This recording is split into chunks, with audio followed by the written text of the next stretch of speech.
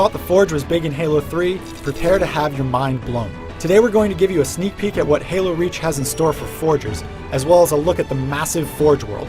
What exactly is Forge World? Glad you asked. This is the single biggest space Bungie has ever created. It's so big that the new version of Blood Gulch, now called Hemorrhage, is just a small chunk of this huge play space. Forge World is so big that 6 different maps included on the disc are set entirely inside of this space, and all of them were built using the very same Forge tools that you'll get to use come September.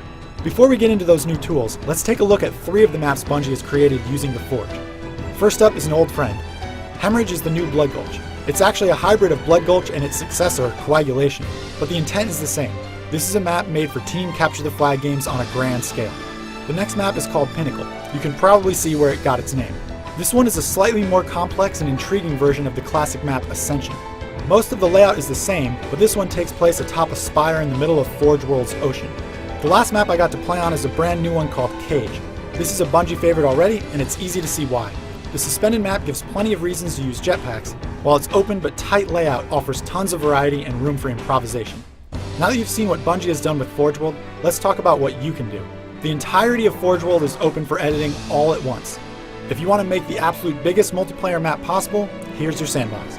Of course, you can also section it off using the very same kill boxes and safe zones that Bungie uses to set limits on where players can go. There are roughly 150 objects for you to place using the Forge, ranging from small boxes to gigantic staircases. You can even place down things like armor ability pickups, allowing for mid-life switching of which ability is equipped. The best news, however, is in the improved way Halo Reach allows you to place objects. You can adjust the physics on individual objects, telling them to behave realistically, float in place, or even phase several objects together to ensure that there are no seams on piece transitions. More help has also been provided for precision placement, allowing you to snap objects to specific rotations or move single pieces by exact coordinate amounts.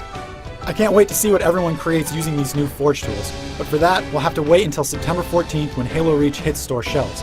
Until then, and on into the future, stay tuned to IGN.com for all of your Halo news.